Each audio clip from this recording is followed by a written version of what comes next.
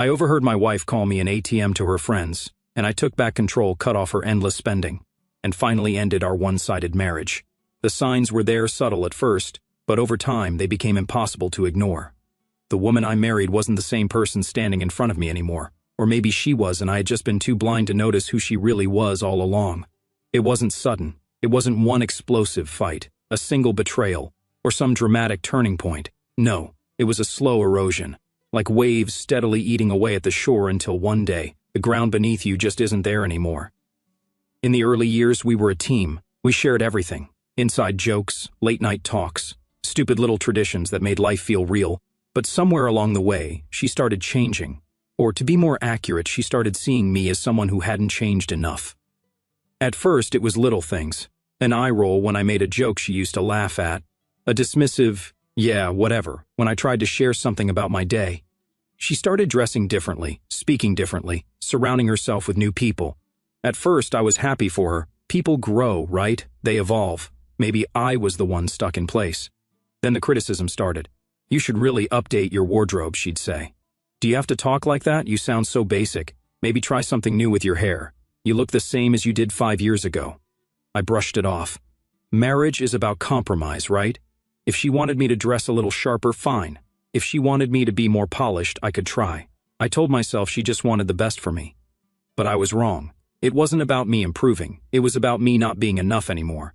She started avoiding being seen with me in certain places. If she was meeting up with her successful friends, she'd go alone.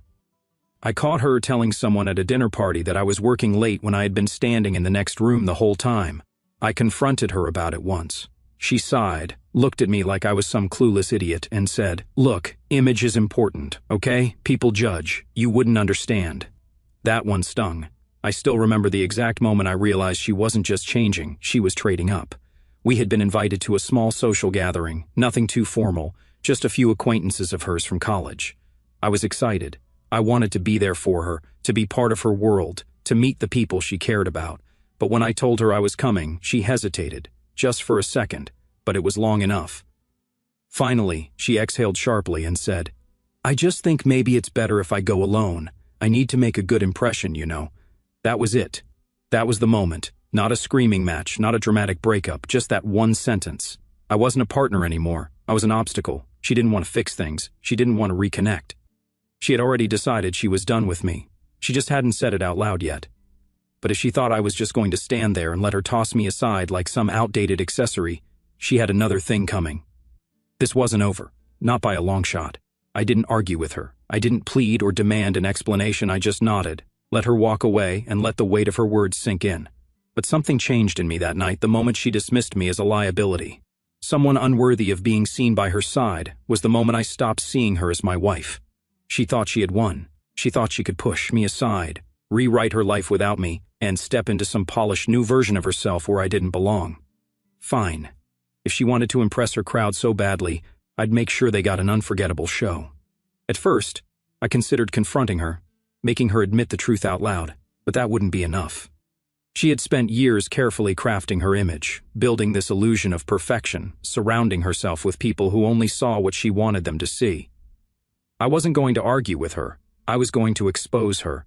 I started gathering my ammunition. I thought back to all the little things she had said behind closed doors, the snide remarks about her so-called friends, the gossip she indulged in when no one was watching, the way she mocked the very people she now desperately wanted approval from. She had spent so much time trying to climb this imaginary social ladder that she forgot one thing: the higher you climb, the harder you fall. And I was going to be the one to give her that final push. I scrolled through Facebook and found the event page for the party. It wasn't just a casual get-together. It was a high-end, carefully curated event, an opportunity for old acquaintances to show off their success. The guest list was filled with names I recognized from stories she had told me before. People she used to roll her eyes at. People she used to call boring, shallow, or pathetic. Now she wanted their approval more than anything. The irony was almost too perfect.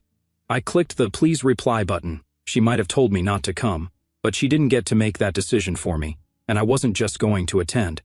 I was going to make sure that by the end of the night everyone in that room saw her exactly the way I did. I spent the next few days preparing, not just mentally. I planned everything down to the smallest detail.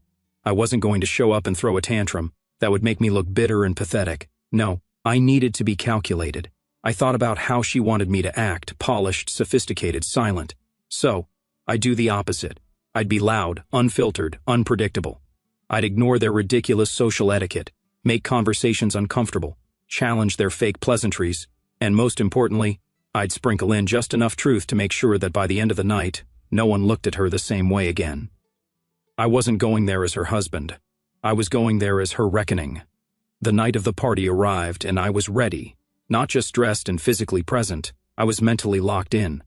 I had rehearsed my approach, played out the possibilities in my head, anticipated how she might react. She wanted a night where she could shine, where she could showcase her perfect life. What she was about to get was something else entirely. I walked into the venue with purpose. The place was exactly what I expected, polished, pretentious, a shrine to fragile egos. Soft lighting, expensive decor, overpriced drinks. Conversations filled the air, but not the kind that actually meant anything, just surface-level, carefully crafted performances where everyone acted like they weren't trying too hard, even though they clearly were. Then I saw her. She was mid-laugh, surrounded by a group of people, effortlessly performing the role she had been preparing for. Her dress was immaculate, her expression smooth and controlled. She hadn't noticed me yet. I could have waited, let her see me on her own time, let the dread slowly build as she realized I was there despite her wishes. But patience wasn't part of my plan. I walked straight toward her. The moment her eyes landed on me, her entire body stiffened. For a split second. She looked like she had seen a ghost. But then, like the expert manipulator she was, she forced a smile. The kind you give when you're trying to act like nothing's wrong. "Oh," she said, her voice a little too high, a little too controlled. "I didn't think you were coming." I grinned. I wouldn't miss it for the world. The people around her glanced at each other, sensing something was off but not sure what. I could see the calculations running through her head. How to recover, how to salvage the situation before I ruined the image she had worked so hard to build. She grabbed my arm, her grip tight, fingers digging in just enough to be a warning. "Can I talk to you for a second?" she said. I let her drag me to the side, still smiling, still calm. "What the hell are you doing here?" she hissed, her perfect mask slipping for just a second. I shrugged. "It's a public event, isn't it? Plus, I figured it'd be good for us to be seen together, as husband and wife." Her jaw clenched. She glanced around, making sure no one could hear. "You don't belong here. This is important to me." I cut her off, tilting my head slightly. "To what?" I said. "Behave, stay quiet, not embarrass you?" She didn't answer, but she didn't need to. Her expression said everything. I leaned in slightly. "Relax," I whispered. "I promise I'll make this night unforgettable." Then, before she could argue, I turned back to the party, walking away from her as if she wasn't even there. She wasn't in control anymore. I stepped into the crowd, joining conversations like I belonged there, except I didn't play by their rules. When someone mentioned their new business venture, I asked how much of it was funded by their daddy's money. When another guest bragged about their luxury vacation, I asked if they actually enjoyed it or just went for the Instagram pictures. Every time someone threw out a well-rehearsed line, I casually chipped away at their facade, making it impossible for them to maintain the illusion of effortless perfection. The tension around me started to grow. People were uncomfortable, confused. They weren't used to someone speaking so bluntly in a space designed for polished small talk. My wife kept hovering nearby, trying to keep an eye on me while pretending she wasn't. I could tell she was panicking, trying to calculate damage control, but she had no idea how to stop me without causing an even bigger scene. Then the real fun began. I started dropping hints, small, seemingly innocent comments about things my wife had said in private. I looked at one of her closest friends, a woman she had often complained about behind closed doors, and casually mentioned, "Oh, you wouldn't believe how much my wife talks about you. She always has so much to say." I let the words hang there, letting the woman wonder exactly what had been said. I turned to another guest, a guy my wife had always acted friendly toward but secretly despised, and said, "It's funny, she used to tell me how annoying she found you, but I guess people change, right?" I wasn't outright exposing her yet. No, this was just the appetizer. I wanted the room to shift, to make people start questioning her long before I delivered the final blow. And it was working. The way people looked at her was changing.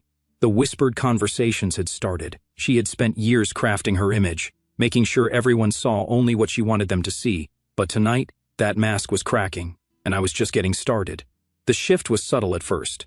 Just a few uneasy glances, polite smiles that didn't quite reach the eyes, but I could see it happening. The carefully controlled atmosphere of the party was cracking. the fake pleasantries giving way to uncertainty. I kept moving through the crowd, dropping little truths like breadcrumbs, each one leading straight back to her. I didn't raise my voice. I didn't make a scene. That wasn't necessary. The best part? I didn't even have to lie. A man she once referred to as a desperate social climber walked up, laughing about an old college memory. I let him finish, then casually said, "You know, she told me once that you were the most persistent person she's ever met. Said you'd do anything to get in the right circles." I smiled as if it was a compliment. He blinked, clearly unsure of how to respond.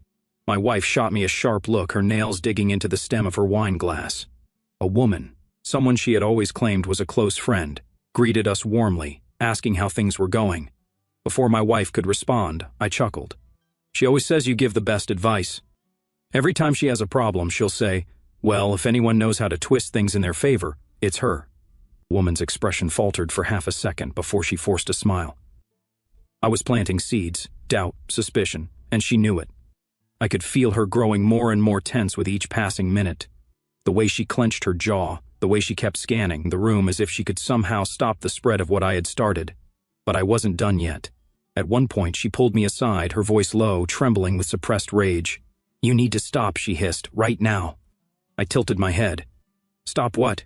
She exhaled sharply, trying to stay composed. "You know what you're doing." I smiled. "Oh, I'm just having conversations like everyone else." Her hands tightened into fists at her sides. "You're ruining everything." I leaned in slightly, lowering my voice so only she could hear. "No, sweetheart, you ruined everything. I'm just making sure everyone else sees it too." Before she could say another word, I turned and rejoined the party. By now I could see people exchanging looks, whispering when they thought no one was watching. It wasn't outright chaos yet, but the atmosphere had shifted completely. The admiration, the validation she had craved so desperately, was slipping through her fingers. And then I went for the final touch. A man, one she had spoken about with a particular level of disdain, approached her, his smile forced, his voice light but sharp. "So, I hear you've had a lot to say about me behind closed doors," he said. She stiffened. "What? No, that's—" But before she could finish, another voice cut in. "Yeah, I was wondering about that too." Then another, and another. The web of lies and half-truths she had spun for years was unraveling in real time, and I just stood there, watching it all unfold. The air in the room was different now. It wasn't just polite discomfort anymore, it was distrust. The whispers had grown louder, shifting from curiosity to full-blown skepticism. Every conversation seemed to circle back to one person, my wife. The woman who had spent years curating her perfect image was now standing in the center of the wreckage, watching it all collapse around her. And I wasn't finished yet. I let the tension build. I wanted her to feel it, the suffocating weight of judgment, the realization that she had lost control. She tried to salvage it, laughing too loudly, pulling people aside for hushed explanations, attempting to charm her way back into good graces. But it wasn't working. She was fumbling, and people could see it. That's when I decided to end it. I grabbed a glass and lightly tapped it with a fork. The sound cut through the murmurs, pulling every gaze toward me. My wife froze. I took a slow breath and smiled, exuding the same confidence she had always tried to suppress in me. I just wanted to take a moment, I started, my voice even and controlled, to talk about something important. A few chuckles, some nervous shifting. My wife was stiff, her eyes burning holes into me, silently pleading for me to stop. I didn't. "You see, tonight is special," I continued. "It's a night for old friends to reconnect, to celebrate success, to remember where we all came from." I glanced at her briefly before turning back to the crowd. "But it's also a night for honesty." The mood shifted. People were listening now, waiting. My wife's breathing had become shallow, her grip on her drink so tight I thought the glass might shatter. I let the silence linger just a second longer before delivering the next blow. "Honesty is a funny thing, isn't it?" I said.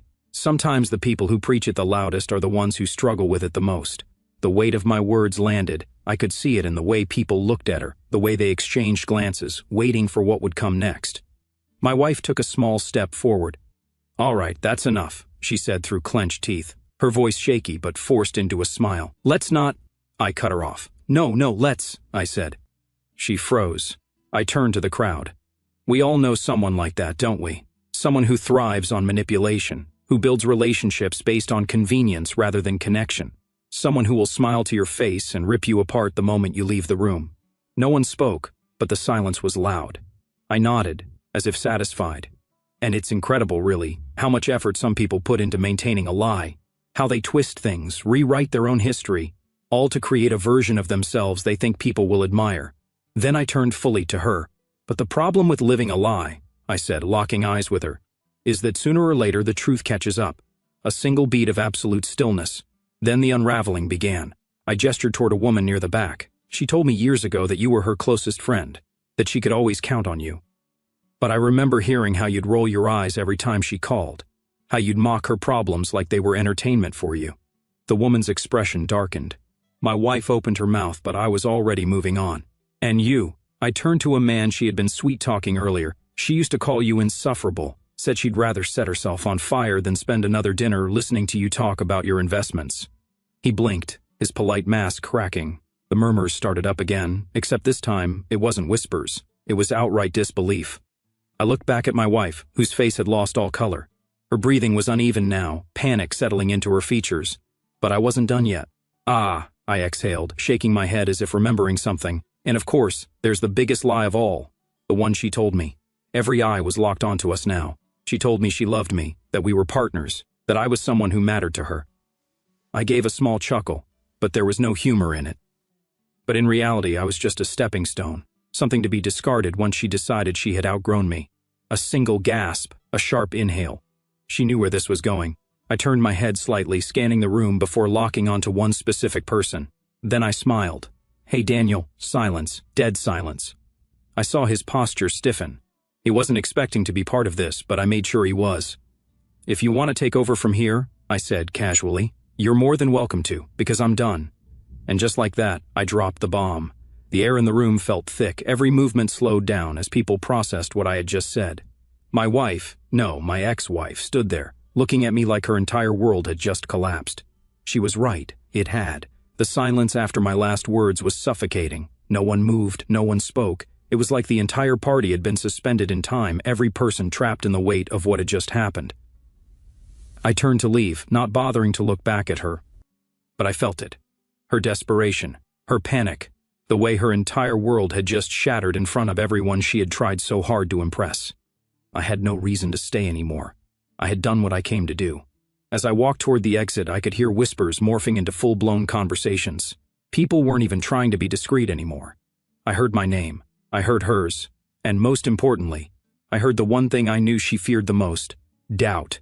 Because that's the thing about people like her. People who build their lives around perception.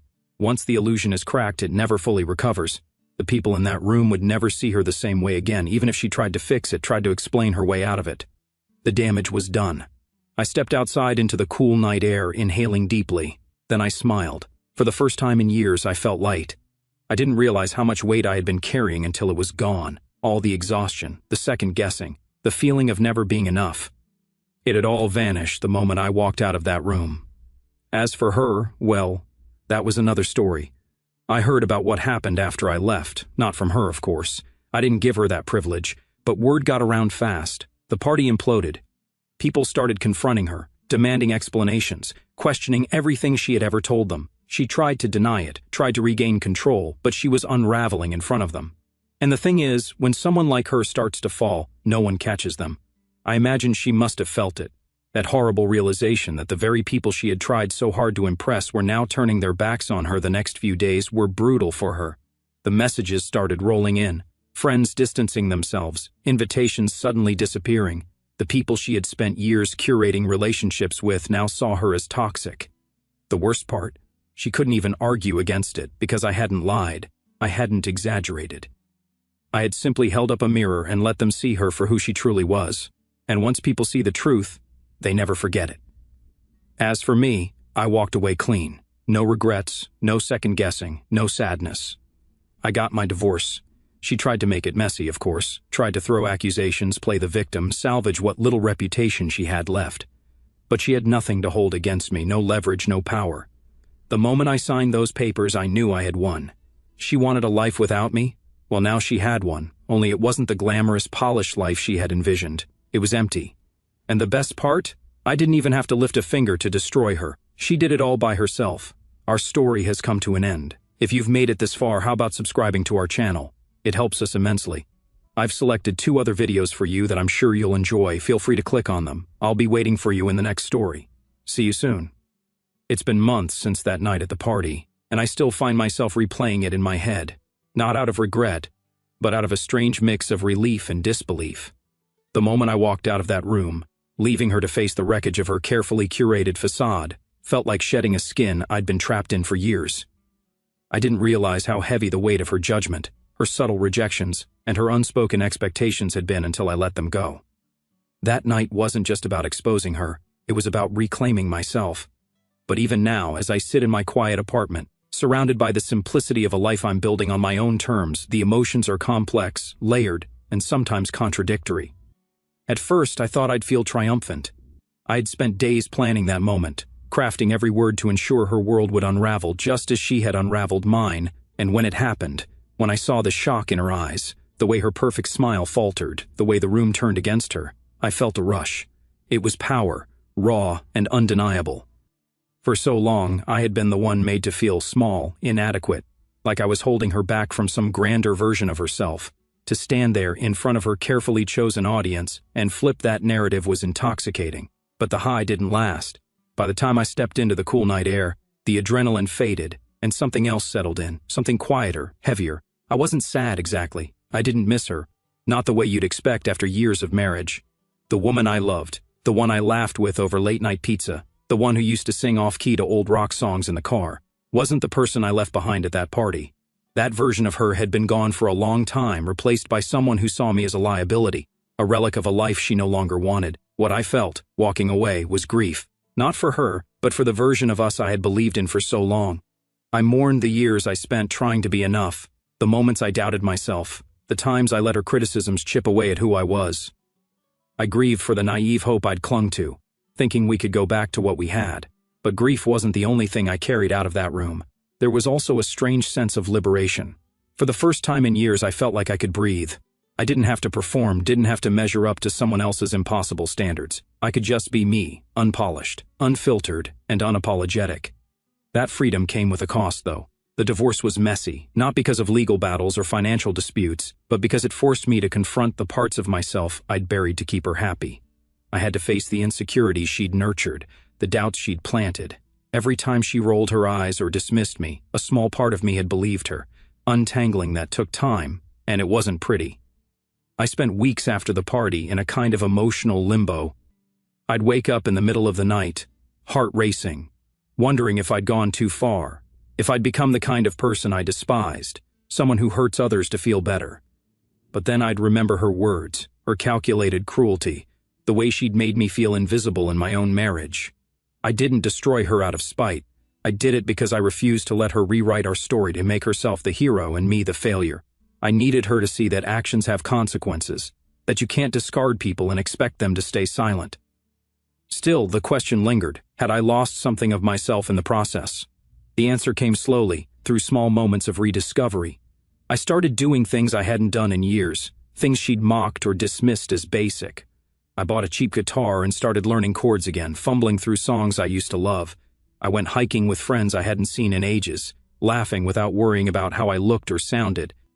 I even started cooking, not because I'm any good at it, but because it felt good to make something for myself, to fill my space with the smell of garlic and herbs instead of her judgment.